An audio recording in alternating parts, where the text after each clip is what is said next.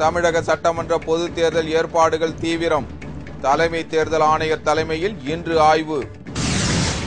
ஹரியானாவில் மக்கள் பணம் 400 கோடி ரூபாய் மோசடி. தனியார் வங்கி ஊழியருக்கு போலீஸ் வலைவீச்சு. குரூப் 1 எழுத்து தேர்விற்கான ஏற்பாடுகள் தீவிரம். ஜனவரி 28ற்குள் விண்ணப்பங்கள் சமர்ப்பிக்க உத்தரவு. செய்தியாளர்களை அவமதிக்கும் வகையில் பேசிய நித்யானந்தா.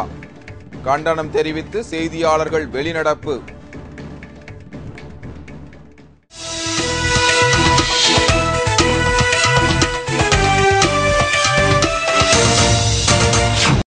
வணக்கம். விரிவான செய்திகள்.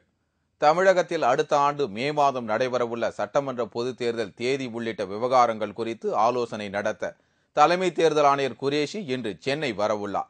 தமிழக அரசின் பதவிக்காலம் வரும் மே மாதம் 13ஆம் தேதியுடன் முடிவடைவதை ஒட்டி அதற்குள் சட்டமன்ற தேர்தலை நடத்தி முடிப்பதற்கான முன் ஏற்பாடுகளை தேர்தல் ஆணையம் தீவிரமாக செய்து வருகிறது.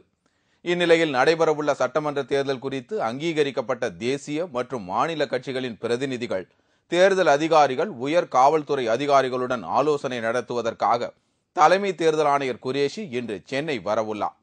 துணை தேர்தல் ஆணையர் டாக்டர் அசோக் சுக்லாவுடன் சென்னை வரும் குரேஷி தனியார் நட்சத்திர ஹோட்டலில் இன்று காலை 10:30 மணி முதல் பிற்பகல் 1 மணி வரை தமிழகத்தில் அங்கீகரிக்கப்பட்ட தேசிய மற்றும் மாநில அரசியல் கட்சி பிரதிநிதிகளுடன் ஆலோசனை நடத்தவுள்ளார். இதையடுத்து சட்டமன்ற பொதுத் தேர்தலுக்கான ஆயத்த ஏற்பாடுகள் குறித்து ஆய்வு நடத்தவுள்ளார். இதில் அனைத்து மாவட்ட தேர்தல் அதிகாரிகள், காவல்துறை கண்காணிப்பாளர்கள், மாநில காவல் ஆணையர்கள் உள்ளிட்டோர் கலந்து கொள்கின்றனர். இதற்கிடையே திருத்தப்பட்ட இறுதி வாக்காளர் பட்டியல் அடுத்த மாதம் ஜனவரி 10ஆம் தேதி வெளியிடப்படும் என்று அறிவிக்கப்பட்டுள்ளது.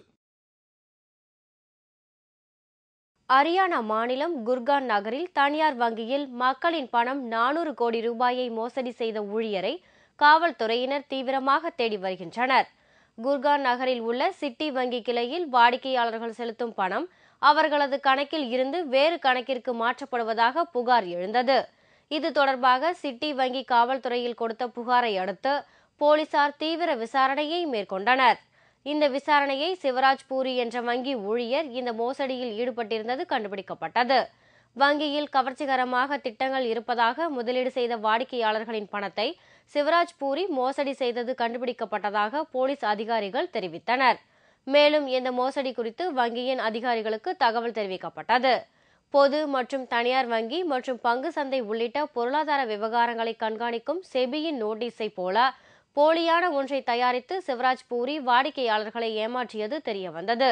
தற்போது இந்த வழக்கை குர்கான் போலீசார் பல்வேறு பிரிவுகளின் கீழ் பதிவு செய்து தலைமறைவாகியுள்ள சிவராஜ் பூரியை தீவிரமாக தேடி வருகின்றனர். இதுகுறித்து கருத்து தெரிவித்துள்ள மத்திய நிதியமைச்சர் பிரணாப் முகர்ஜி, வங்கி முறைகேடுகளை தடுக்க தேவையான அனைத்து முன்னெச்சரிக்கை நடவடிக்கைகளும் எடுக்கப்பட்டு வருவதாக கூறினார்.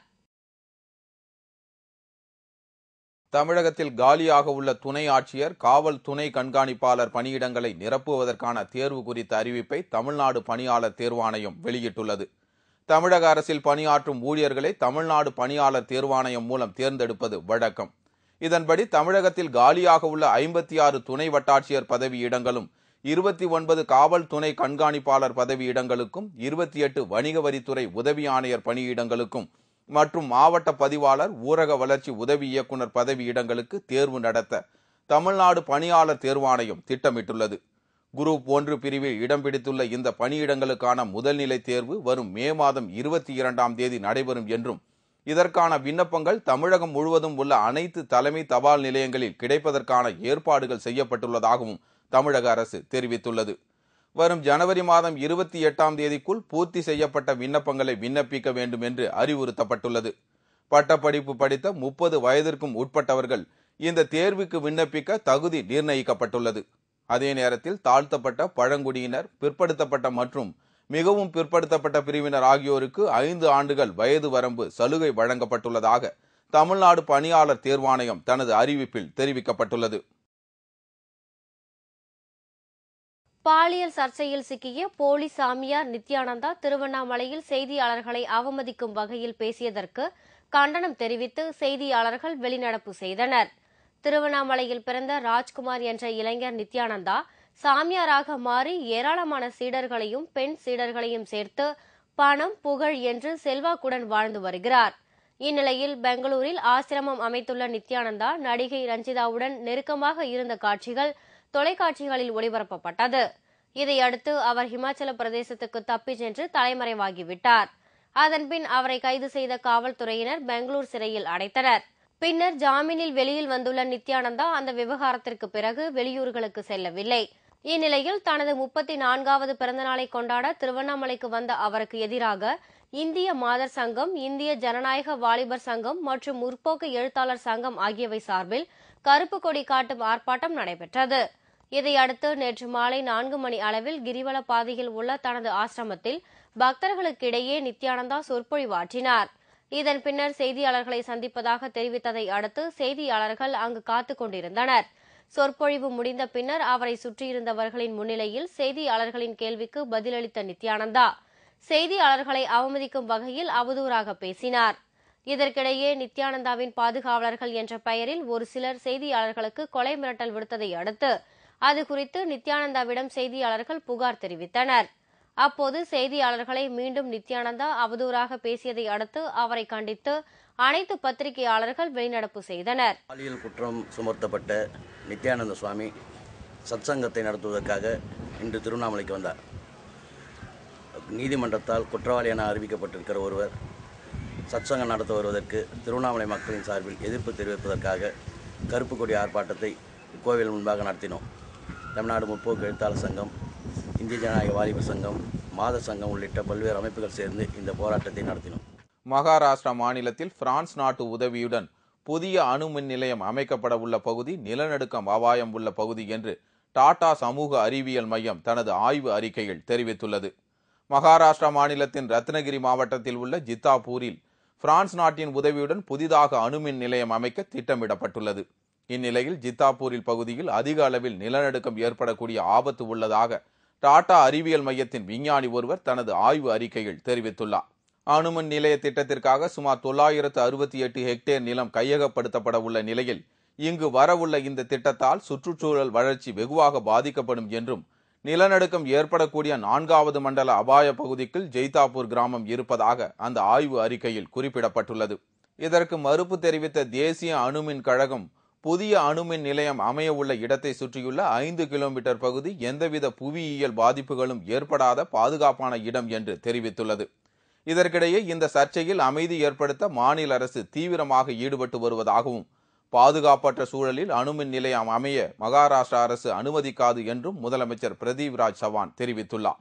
மேலும் இது சம்பந்தமாக விரிவான கலந்துரையாடல்களுக்கு தாம் தயாராக இருப்பதாகவும் அவர் கூறியுள்ளார். டீசல் மற்றும் சமையல் எரிவாயு விலை உயர்த்துவது குறித்து நடக்க இருந்த ஆலோசனைக் கூட்டம் ரத்து செய்யப்பட்டதாக தகவல்கள் வெளியாகியுள்ளது. சர்வதேச சந்தையில் கச்சா மற்றும் சமையல் எரிவாயு ஆகியவற்றின் விலை உயர்ந்ததை அடுத்து டீசல் மற்றும் சமையல் எரிவாயுவின் விலை உயர்த்துவது பற்றி மத்திய நிதியமைச்சர் பிரணாப் முகர்ஜி தலைமையில் அமைச்சரவை குழு முடிவெடுக்கும் என்று அறிவிக்கப்பட்டிருந்தது. இதற்கான அமைச்சரவை குழு நேற்று நடைபெறும் என்று எதிர்பார்க்கப்பட்ட நிலையில் இந்த கூட்டம் திடீரென்று ரத்து செய்யப்பட்டுள்ளது. மேலும் அமைச்சரவை குழு கூட்டம் வேறு தேதியில் நடைபெறும் என்று மத்திய பெட்ரோலியத்துறை அறிவித்துள்ளது. ஆனால் டீசல் மற்றும் சமையல் எரிவாயு விலை உயர்த்துவது குறித்து முடிவு எடுக்க உள்ள இந்த அமைச்சரவை கூட்டம் எந்த தேதியில் கூடுவது என்று குறித்து முடிவு செய்யப்படவில்லை என்று பெட்ரோலியத்துறை அதிகாரிகள் தெரிவித்தனர். தனி தெலுங்கானா மாநிலம் அமைக்க அனுமதி வழங்குவதா வேண்டாமா என்பது குறித்து ஸ்ரீகிருஷ்ணா கமிஷன் அறிக்கை சமர்ப்பிக்க உள்ள நிலையில் இது குறித்து மூத்த அமைச்சர்களுடன் பிரதமர் மன்மோகன் சிங் நேற்று ஆலோசனை நடத்தினார். ஆந்திராவின் ஒரு சில பகுதிகளை தனியாக பிரித்து தனி தெலுங்கானா மாநிலம் அமைக்க வேண்டும் என்று போராட்டங்கள் தீவிரமடைந்தது. இதையடுத்து நடந்த ஆர்ப்பாட்டங்கள் மற்றும் வன்முறை சம்பவங்களால் ஐதராபாத் நகர் உள்ளிட்ட தெலுங்கானா பகுதிகளில் பதற்றமான சூழல் நிலவி வந்தது. இந்நிலையில் தனி தெலுங்கானா மாநிலம் அமைப்பதா வேண்டாமா என்பது குறித்து ஆராய்வதற்காக ஓய்வு பெற்ற உச்சநீதிமன்ற நீதிபதி ஸ்ரீகிருஷ்ணா தலைமையில் குழு ஒன்று அமைக்கப்பட்டு அதன் அறிக்கை நாளை பிரதமரிடம் தாக்கல் செய்யப்பட உள்ளது. இதற்கிடையே நிதியமைச்சர் பிரணாப் முகர்ஜி, உள்துறை அமைச்சர் ப. சிதம்பரம், பாதுகாப்புத்துறை அமைச்சர் ஏ.கே. அந்தோணி, சட்ட அமைச்சர் வீரப்ப மொய்லி மற்றும் பிரதமர் அலுவலக உயர் அதிகாரிகளுடன் பிரதமர் மன்மோகன் சிங் நேற்று ஆலோசனை நடத்தினார். தனி தெலுங்கானா மாநிலம் அமைக்கலாம் என்று நீதிபதி ஸ்ரீகிருஷ்ணா தலைமையிலான குழு தனது அறிக்கையில் கருத்து தெரிவித்திருந்தால் அதற்கேற்பவாறு நடவடிக்கை எடுக்க இந்த கூட்டத்தில் விவாதித்திருக்கலாம் என்ற கருத்து நிலவுகிறது. இத்துடன் செய்திகள் நிறைவடைந்தன. மீண்டும் செய்திகள் பிற்பகல் 1 மணிக்கு. உங்கள் பிரச்சனைகளுக்கு உடனடி தீர்வு காண 30134600 என்ற கேப்டன் டிவியின் தொலைபேசி எண்ணை தொடர்பு கொள்ளுங்கள். வணக்கம். வணக்கம்.